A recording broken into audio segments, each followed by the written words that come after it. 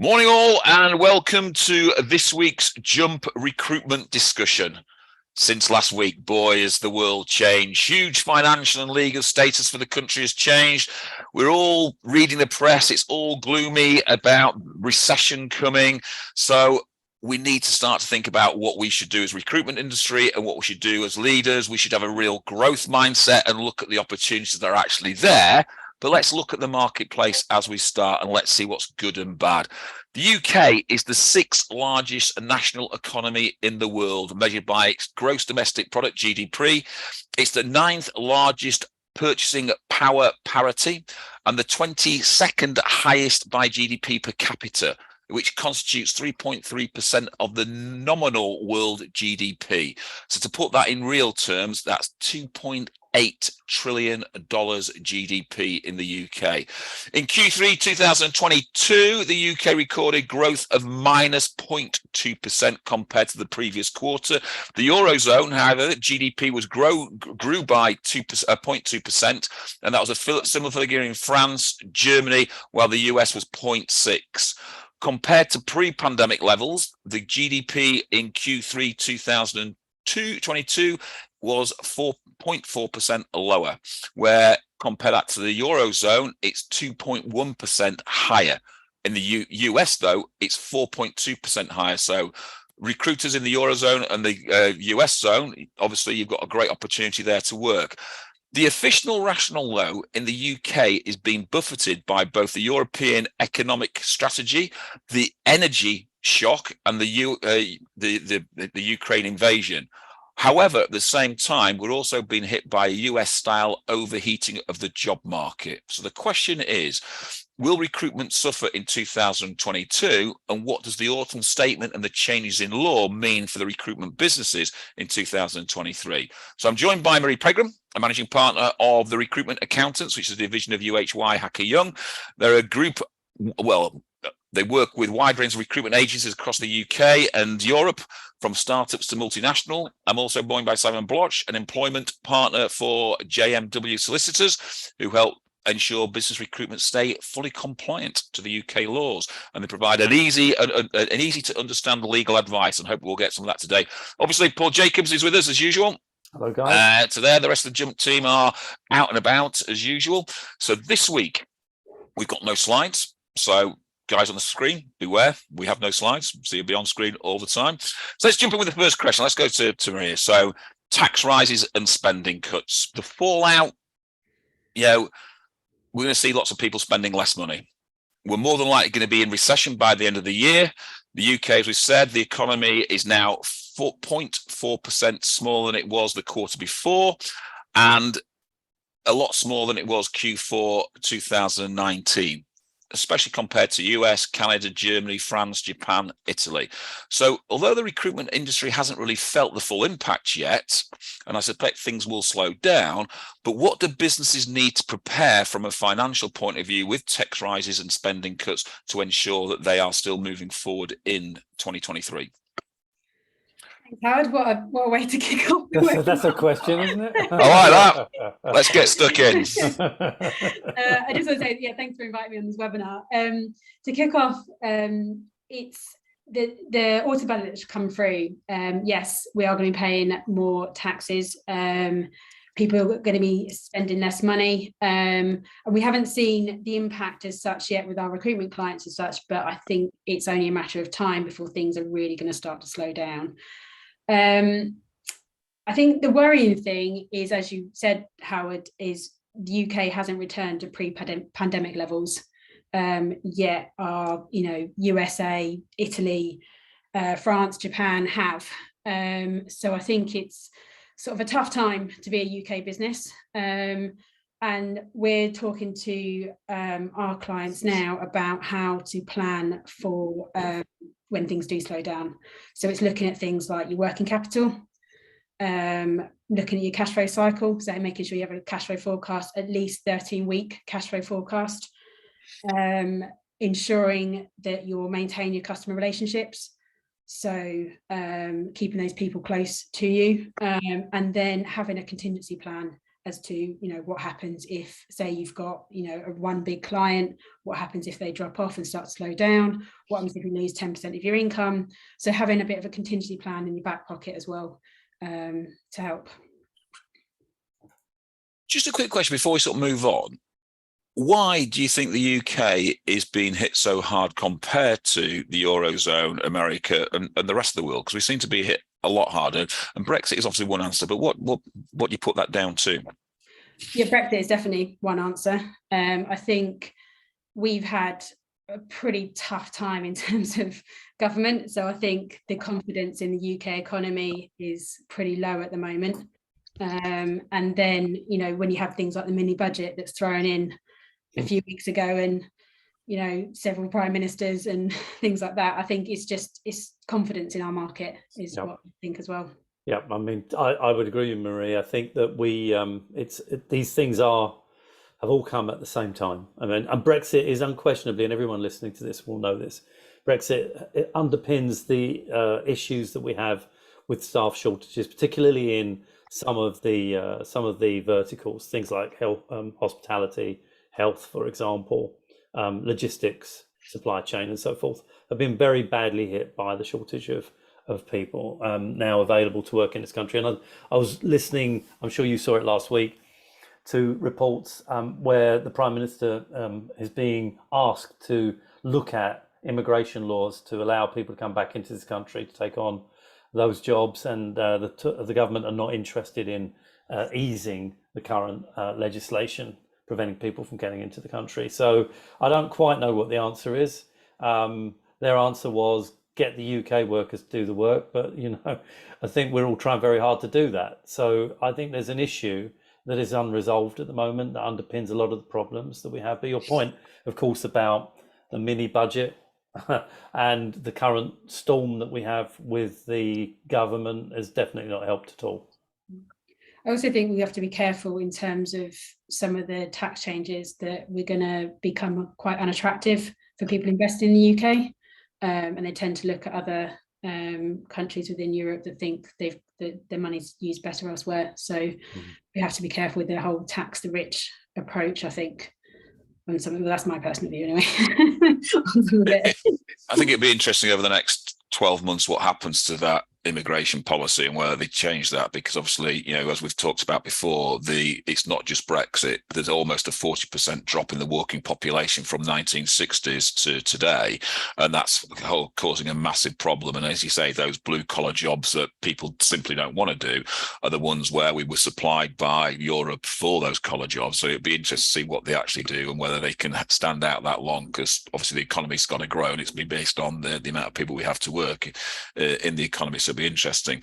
So Marie, you thought your question was a difficult and a nice easy start. Simon, welcome. I'm going to throw you straight at the deep end. I'm sorry.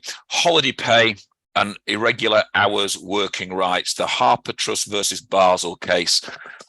Obviously, I'm no doubt you think this story is going to run and run and run. So how do you think agencies need to be compliant, or what do they need to do in order to be compliant and not get caught out in this situation? Thanks very much, Howard, and thanks for having me. And thanks for throwing me in at the deep end. Fortunate news is I think I have been thrown at the deep end a few times on this particular case and have talked about it quite a bit since the summer. You're going to have to forgive me because I'm going to have to give a bit of background to try and get to where I might look at giving some guidance. I don't think there's a magic answer to this particular set of circumstances that we found ourselves in, but let me just try and set the scene for you with Harper Trust and Brazil, which was considered by the Supreme Court, or the decision was handed down by the Supreme Court in the summer. So this looks at the calculation of annual leave for workers engaged on a permanent contract of employment. And I should stress that that was the facts of this case in relation to Mrs. Brazil. But this particular individual, Mrs. Brazil, worked on an irregular hours type contract, not too dissimilar to how I would say how a temporary worker may work.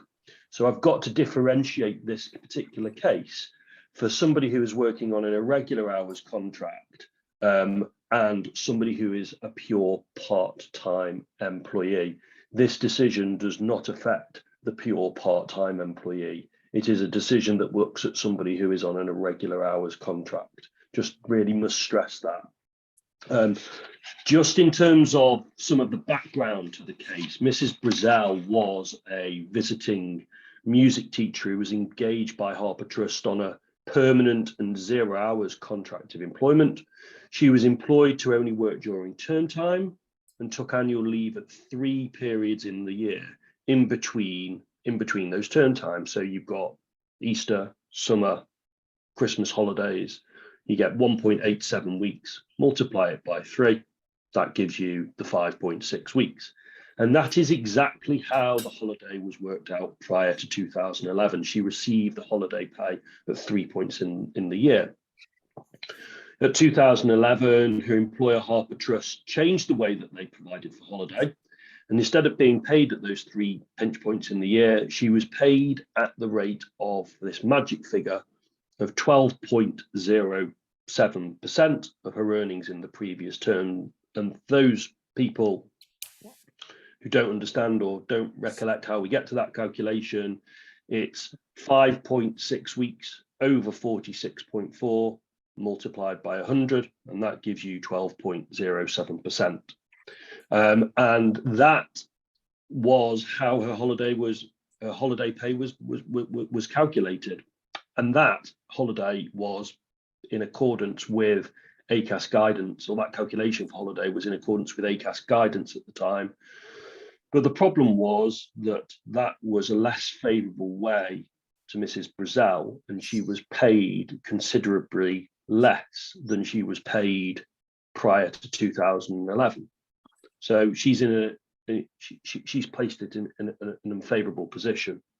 And this is no different to how many recruitment agencies and umbrella companies, for that matter, have calculated holiday for a long, long time.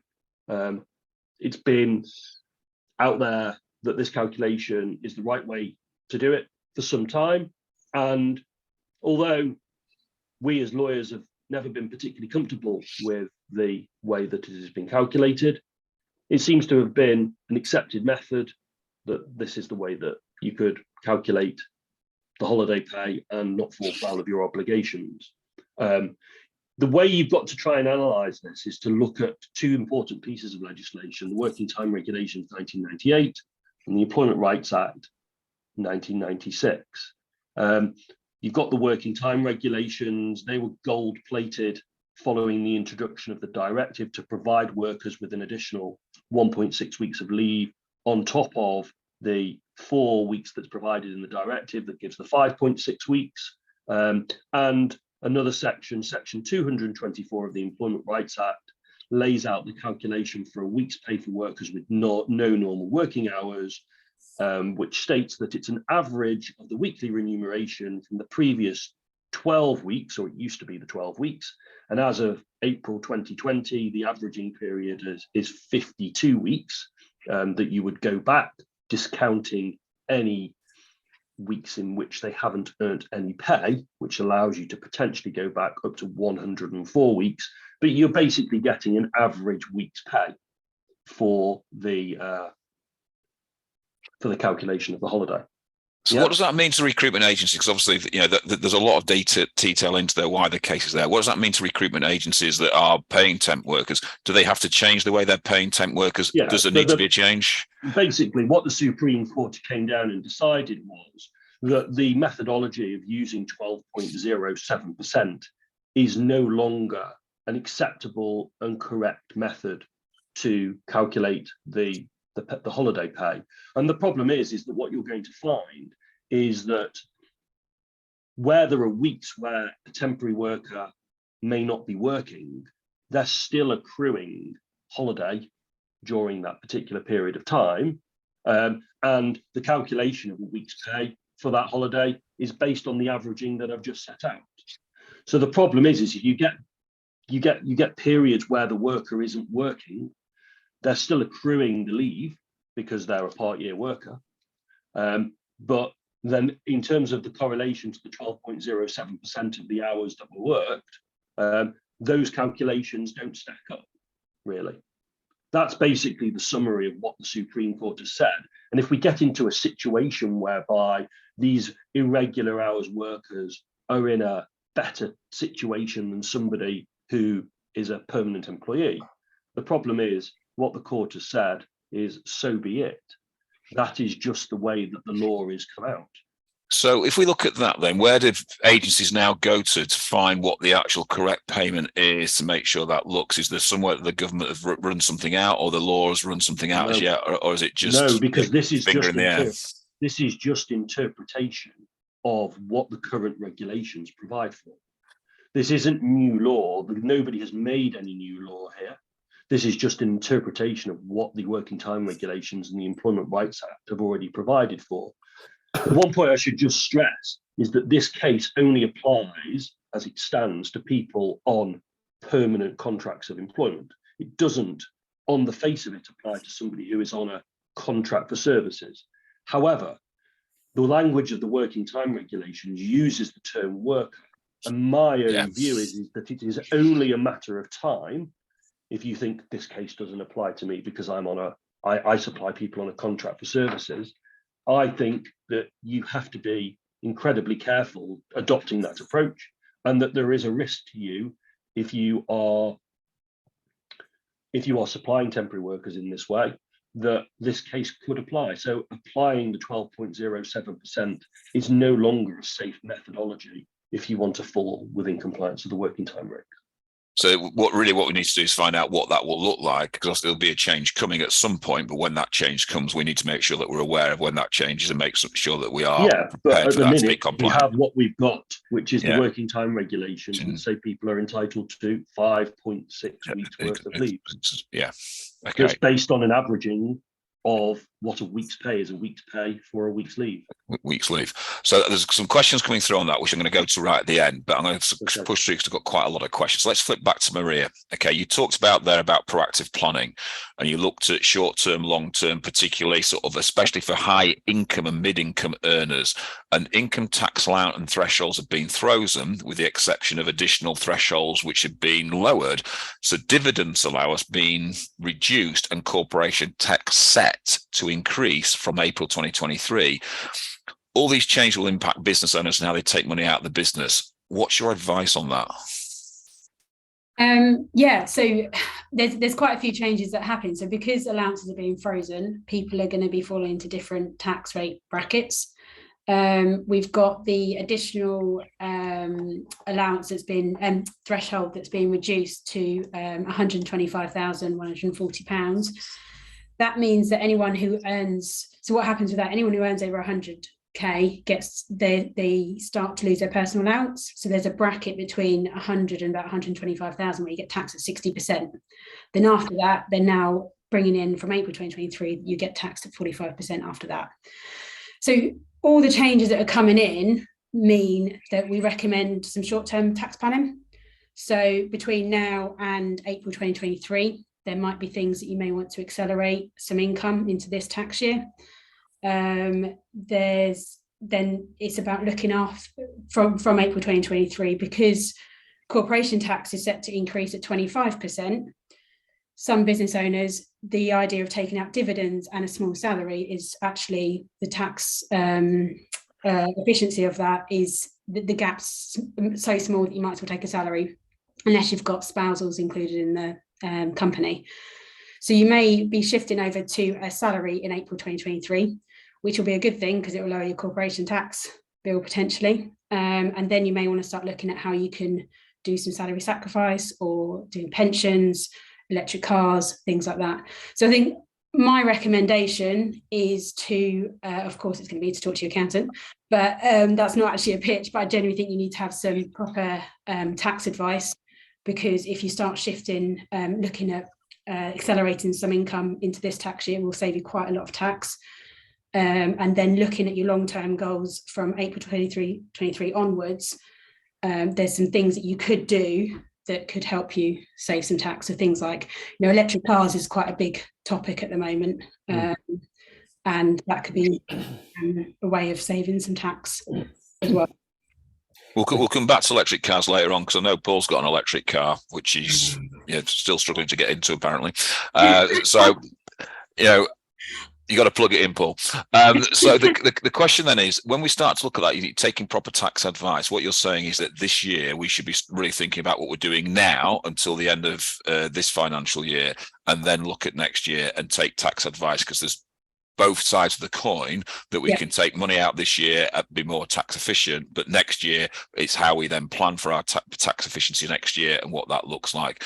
So do you think then this is the death of dividends? Potentially. I think it was always going to head down that way anyway, because HMRC want everyone to be on salary ultimately. That's why they brought in the I-35 changes as well. So yeah, potentially, because it's quite a hike to go up to 25% for corporation tax. And if you're a business owner and you don't have spousal shares, so when I mean spousal shares, if your husband or wife aren't involved in a company and you're able to split allowances, then potentially a salary might be the way forward from April 2023. I think one of the other things, Marie, that people will be looking at will presumably be pensions, contributions. As I understand it, it's still maximum £40,000 a year with up to 3 years previous allowance rolled in if you haven't used up all your allowance. Because there's a lot of discussion as to whether that's good at the moment, given the state of the shares and bonds and so forth. But of course, there are some people that think putting money into pensions now means you're buying at a cheap price. So if it moves forward as it should do over a period of time, could be a good investment. But that is one way, of course, of reducing corporation tax naturally. It's one really simple tax saving trick. The one thing is making sure the pensions are right for an individual, though, because quite often people are so focused on saving tax that they forget actually what they're trying to achieve with their finances.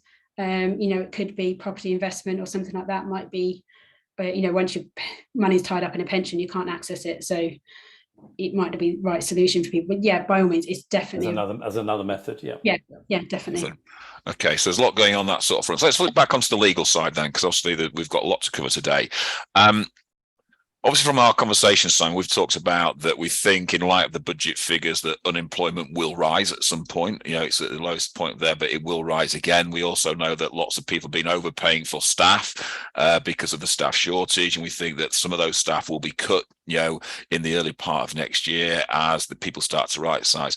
So do you think that you're going to start to see, in relation to redundancies, that we're going to see those coming in? And if so, it's going to be very different to what lockdown looked like. So how does a business prepare now for redundancies? Is there things that they should start to look at now? Yeah, so I've already started to see a number of people coming to us on both sides to say, I need to make redundancies. And I think in terms of preparing, the law in relation to redundancy hasn't changed for many years in terms of the legislative provisions. The provisions come back to, is there a redundancy situation, and which is set out and defined within the legislation, and also then ensuring that you follow a fair particular process in relation to that redundancy to avoid claims of unfair dismissal. There has been some case law recent case law in relation to take significant care when you're doing any redundancies, especially where there is a pool of one. And that's why I wanted to just focus on today. The case actually relates to somebody who was in a teaching hospital and was actually a nurse. And basically the base facts of the case were that Mrs. McGain, who was the teacher, was employed on various one-year contracts as a Band 6 nurse in a teaching hospital in Bradford.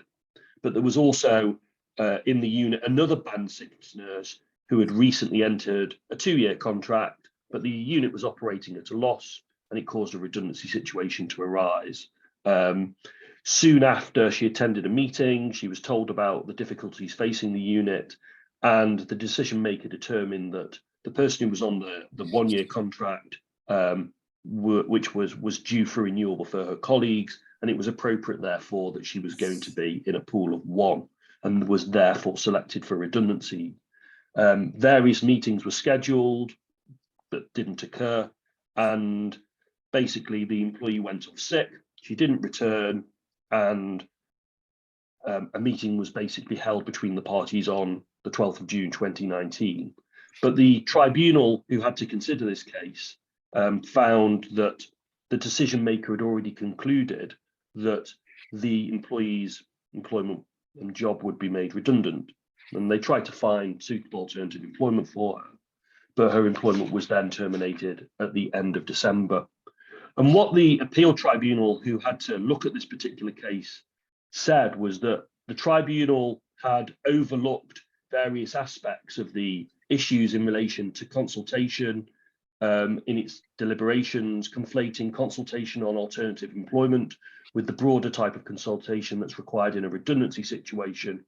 And the issue that they had to be very careful of was when you put somebody in a pool of one of redundancy, which does happen, you have to be extremely careful to ensure that both the pooling and the selection criteria to be applied is carefully considered before any final decisions are taken.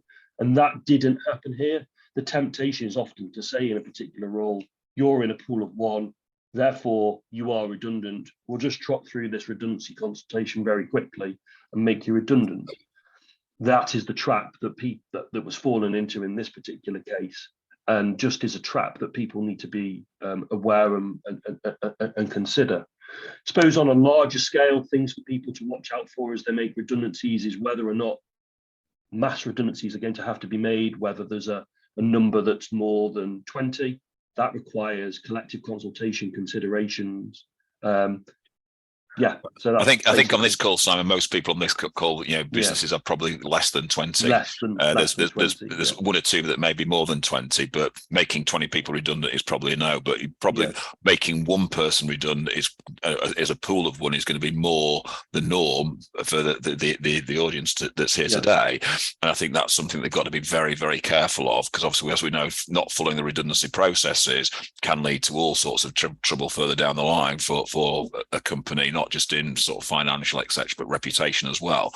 And certainly at the moment when this is going to be very heavily highlighted. So what you're saying is really we need to get our redundancy processes set in stone and make them checked legally to make sure that they are compliant with what's actually happened and what the changes, what happened from that case in 2019. Yeah, absolutely. Yeah. Simon, just a quick question. A lot of my clients are still very much in the business of taking on additional people. Expanding still. I know this is a bit of a, and this is not finger pointing. This is a gloomy conversation, and there are an awful lot of recruitment businesses that are doing very well right now. Many of whom we're associated with and have big plans for next year. So just to lighten it up a little bit. So there are several of my clients. I'm sure this is true of Howard, who are still taking on extra stuff. That I guess my question is, presumably they have to tread very carefully. Companies have to tread very carefully if they're in that dual position potentially of wanting to expand in some areas of their business by taking on additional people, but potentially having to look at headcount in other areas of the business. Areas of their business, yeah, absolutely. Because I suppose the point that then comes in is that you say trying to make somebody redundant, and in terms of one of the processes that you would do in trying to avoid a redundancy is look for alternative roles for that person in the business.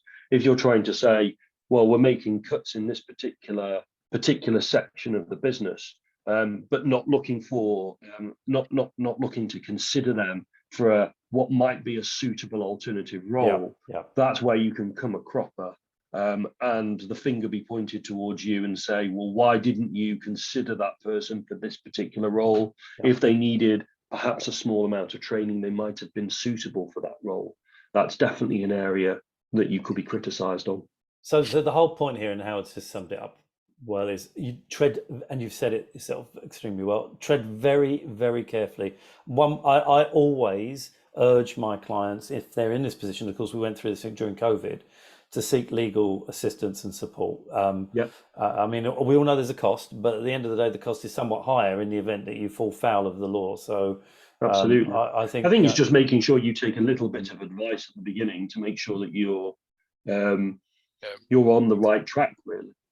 I know what a lot of people did, sort of COVID and in 2008, they took the soft option of, rather than disciplining people out of the business, they made people redundant, and some fell foul of this, that they didn't consider other opportunities for these people, etc. And they did fall foul. So, it's wise advice to make sure that we have that at the forefront of our planning strategy if that's going to happen, or if we need to do that. And that's that sort of yin and yang strategy, isn't it?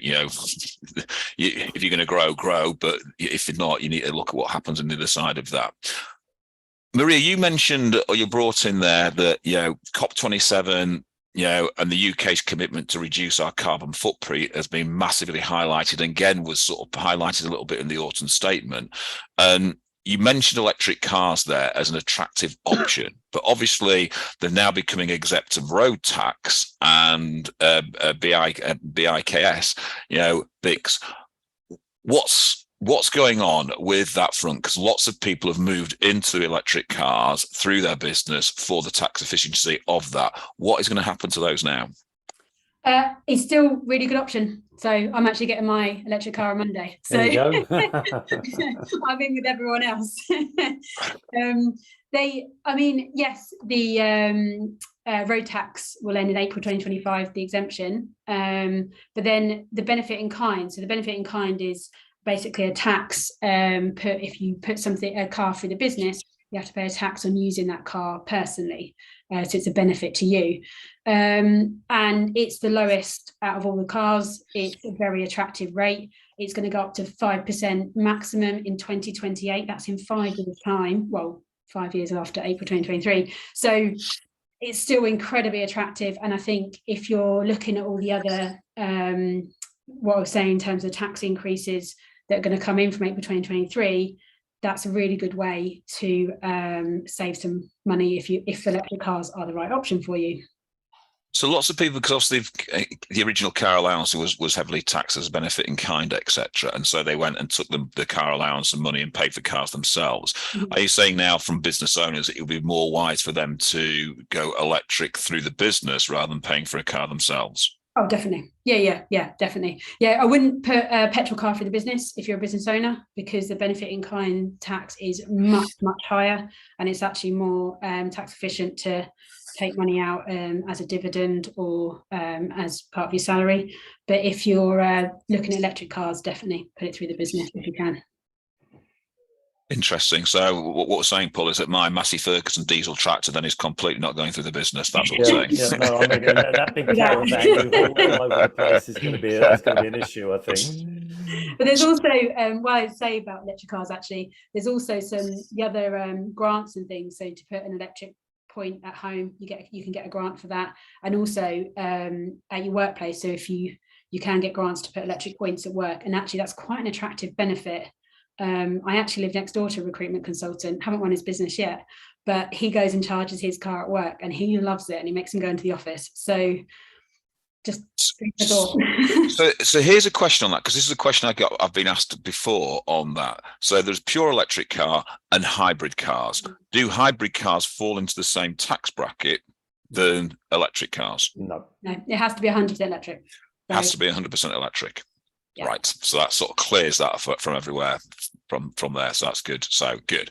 Right, okay. So let's flip back for a question back into law, because the law has changed quite a lot. And what we were talking about was retained law. Revocation Reform Bill 2022 is intended to remove the remaining EU laws after Brexit, which will have a clear impact on employment law, including, as you've mentioned, working time regulations, agency workers regulations, TUPE, etc. So what does a business need to do now, Simon, to be compliant with the changes in retained law? Yeah, I think it's more at this stage, it's more to be aware that this is coming down the line, because this is potentially really quite significant. If you just track back, we've got Brexit.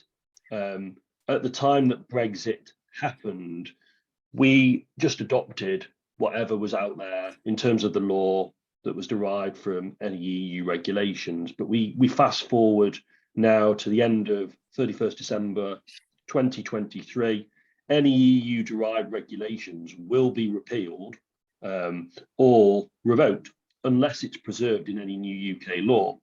And that's basically when you've heard people talk about the sunset clause. That's what the sunset clause was in terms of the Brexit deal. Now, there has been talk that that can be extended until 2026 if needed. But at the minute, there are huge amounts of employment law which are derived from Europe. We've got the TUPE laws, the working time regulations. They are absolutely huge in terms of applicability to businesses and especially to recruitment businesses. Got 48-hour weeks, rest breaks, paid holiday, protection for night workers. We've also got the agency workers regulations that are all derived from EU law, part-time workers regulations. These are just to name absolute handful of the ones that apply. I'm sure there are absolutely scores of others. There's talk about there being over 2,000 bits of legislation that all derive down from European law. So it's potential. There's three potential outcomes that could happen, and I'll just tell you just quickly what each of them are.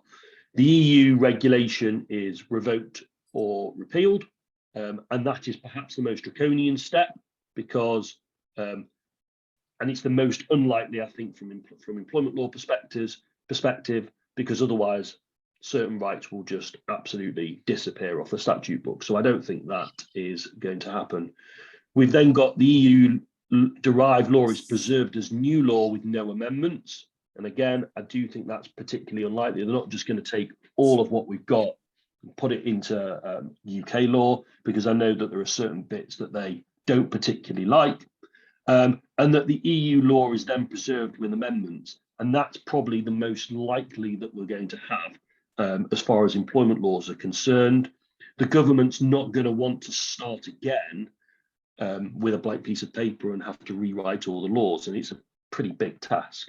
They would have to start again and write all the new laws. And what I do think that we're going to get is we're going to get this cherry picking where we can see that there are certain things that are going to be put into UK law, such as holidays. We're not going to see people end up with just 1.6 weeks worth of holidays, which is what we've currently got based on UK law. That's just going to absolutely throw the country into turmoil. So there's going to have to be some understanding that some of the laws that are derived from Europe will be preserved. So I think it's more just a watching brief to understand that the landscape is going to change. What that exactly looks like, we don't know at the minute. Is there a deadline when that's going to happen that we should start to prepare for, or is it at the moment still open-ended and we're not too sure when it's going to happen? I think we've just got to watch what happens throughout next year at the moment, because at the moment we've got this 31st of December 2023 deadline, although this could be pushed back into 2026. But bearing in mind that there's a general election coming about within the next couple of years, we've got to think, well, are the government going to try and get some of this through during that period of time? What are they going to do in relation to that? It's a political question that they're going to have to grapple with, and whether they want to try and get some of this amended before that election or not. And that's a good point, isn't it? Because they may well tackle some of these things before we reach that sunset clause, a deadline, but others they may want to kick down the path on the premise that it's potentially a different party coming in to the Labour government coming in all probability. So but something has to be done. The situation can't just remain as this. It's unlikely. Sorry, it could remain as the status quo. I do think it's highly unlikely that will happen. Okay. So I've got some questions that have come in. So there's come on both sides. So first question is, on the note of additional pay in relation to exit pay, Simon, do you think you could see us shifting to a system where weeks of exit pay will be equal to the weeks of restrictive covenants last? Okay. I think I get that question. I think it's basically trying to say, do you think we'll have something in relation to where an exit is, an exit of an employee is being considered? What will happen in relation to restrictive covenants? There was some consultation that was put out there a number of years ago in relation to non-competition provisions, which basically floated the idea, as this happens in a number of other European countries, as to whether or not you could be compensated for if you were required to not compete during that particular period of time. It's something that was going through a period of consultation, I think, a couple of years ago, but I've not seen anything come about in relation to that as it currently stands. The current rules still apply in relation to an exit, that you can achieve a package of compensation in relation to an exit. As part of that exit, your restrictive covenants can be restated in any exit agreement, including a non-competition provision, for example. But again, that is a matter that still has to be considered by the courts as to whether a non-compete clause is enforceable. I do lots of work in relation to restrictive covenants in this particular sector. I'm always wary about non-competition provisions in relation to this sector as to how enforceable they are. So it's just a question of making sure you understand, as part of any negotiation, what you're signing up to in relation to something like a non-compete. Good, thank you on that. That's hopefully procure clarity. Claire, that's a very quick question to you, Maureen. Is it still worth changing your company car every 3 years? That choice is for you, really. In terms of the benefit in kind tax, it's still calculated the same way. So if you want to get a different car every 3 years, it's your choice. Simple and to the point. Thank you very much. That one out. Yeah. Anything else you want to add to that? No, thank you. Do you like that? You know I don't waffle. Short and succinct, yes. Yeah, where one word will do, one word will do. We like that. Okay. So quick question to Simon then. Going back onto permanent contracts and things like that, and what we're going to do with those, do you think the change in the law that's going to come from the Harper Trust case, do you think it's going to affect contracts for services or just permanent workers? My own personal view, that case, as I said, and I was at pains to state, was Mrs. Brazell was on a permanent contract of employment, albeit a 0 hours contract. My view is quite clear on this. The working time regulations all talk about worker. I do not believe that just having everybody on a contract for services is necessarily a fix to this. I think that contract for services is definitely better, but how that is operated and the risks of it becoming overarching could make the points in Harper Trust equally stick in the same way to somebody on a contract for services. I don't believe that the contract for services just provides you with an automatic get out of jail free card. So the trouble is, Simon, as you said earlier, that presently, you know, what we know based on this is that 12.07% you've stated is not the correct calculation, except that we don't know. It's just no longer safe, Paul. It's just no longer a safe calculation. So the trouble is, we don't yet know what that safe calculation is. That's basically and the problem every is recruitment business is running risk. What the courts don't want you to do, they don't want you to think about this in percentage terms. They talked about this in terms of, there was various arguments I'm not going into now, but percentage models, calendar week methods, and the calendar week method is considered to be the correct method for calculating this. Somebody is entitled, if they are employed or engaged, for that matter, and for a full year, they're entitled to 5.6 weeks. Yeah. Just to jump in on this as well, I'm interested to see what the software companies are doing about this, because there's a lot of timesheet systems out there that automatically calculate pay, and it's going to be pretty complicated if they're going to have to go back and do an average pay per week and change it from just a simple percentage of 12.07%. So yeah, absolutely. There's lots of challenges out there, and I haven't seen anybody come up with a magic solution as yet. I'd like to see that magic solution and see how, because people will come up with solutions. I know they will. People always try and come up with solutions, but I'd like to see you work around the Supreme Court decision, which is where, to be honest, employment lawyers always thought that this was going to go. Okay, so before I ask the final question, Deborah, you've put your hand up. Could do like the old school, put my hand up. Are you asking a question, or have you just accidentally put your hand up? Is my first question. And if you have asked a question, do you want to come on, speak live on air and ask the question, or do you want to type it in a box and ask it in the box? Let's put a bit of pressure on Deborah. Poor old Deborah. There's no response.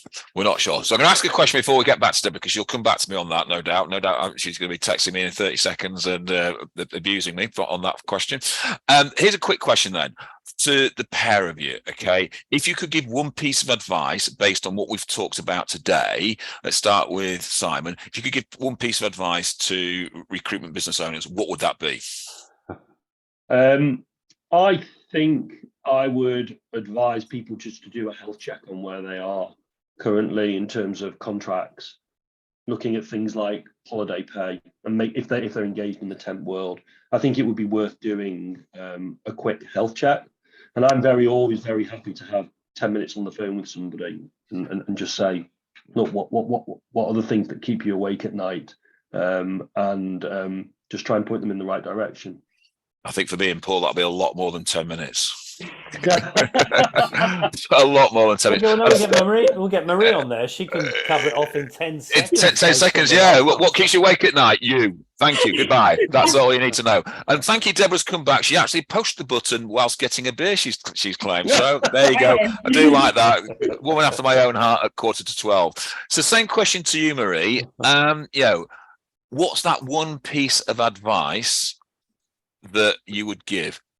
Deborah's just come back. She's actually on holiday, so she says. So thank you for joining. She actually is. She's in Sharm el Sheikh. I do know that for a fact. So 2 hours ahead. 2 hours ahead. Sat on a sun lounge listening to us for. Geez, truth, Sharm must be very boring this time of year. But there you go. So Marie, what's the piece of advice that you would give from what you've talked about today to any business owner? Plan. So there you go. Thanks very much. I think so we've got potentially we're coming into a recession at the end of this year, so planning for how that impacts your business, short-term, long-term tax planning, and potentially going back to recession is having a contingency plan as well. So it's just plan is my advice. So for all those recruiters listening to the call, when we talk about open-ended questions that make people talk a lot, remember there's odd people that will answer an open-ended question with just one word. Marie, thank you for your input today. It's been brilliant. Overall, I think there's been from both Simon and Marie some really enlightening things that we've got to take into consideration, certain things that we should be acting on right now to help reduce our tax, etc., etc. There's certain things that are coming down the line from a compliance point of view that we've got to be absolutely aware of, and that may have a massive effect on our business from a recruitment point of view. And so 2023 is going to be a really interesting year. I still think, irrespective of the gloom and doom that the British press are putting on absolutely everything, there is an opportunity for recruitment to grow and scale. Absolutely. Every recruitment agency, and it's about getting your ducks in order now and absolutely applying yourself to a growth mindset, because there is opportunity in every session that I've been through. I've always found opportunity, and I think if you've applied to it, then you will. If you start to look for recession, you'll end up in recession. If you start to look for opportunities, you'll find them. Paul, anything else you want to add before we disappear today? No, I just to reiterate something you just said. I think we this particular recession is unlike any I've ever worked through in the past. And although I think it's fair to say that there will be companies who will downsize, employers that will downsize some of our clients, I agree with you completely. I think there's big opportunity. I think this is a unique situation. And on a personal note, and this is a personal opinion, I think that we'll bounce back from whatever recessive climate we enter fairly quickly. That's my opinion. So to finish off, first of all, Simon and Marie, thank you very much. Next week, we've got Kate Shoesmith, the Chief Operating Officer of the Recruitment and Employment Confederation, coming on, and she's going to talk about the state of recruitment in 2023 and what's actually going to happen and what she sees happening from the REC's point of view. So again, I think that'll be a really lively question. I'm going to have a conversation with Kate to make sure she's not in the same shoe as Marie and that one-word answer, because it will be a very short webinar if it is. So Simon, Marie, once again, thank you very much. Ladies and gentlemen, thanks for joining us. I hope you've enjoyed it. I hope you've taken lots of things from it, lots of notes. If not, the recording will be on our website and it'll be on LinkedIn by the close of play today. ladies and gents, thanks so much. See you all next week. Thank you, everybody. Thanks, Thank you. guys. Thanks, Simon. Thanks, Marie. Thank you. Thank you. Bye, everyone.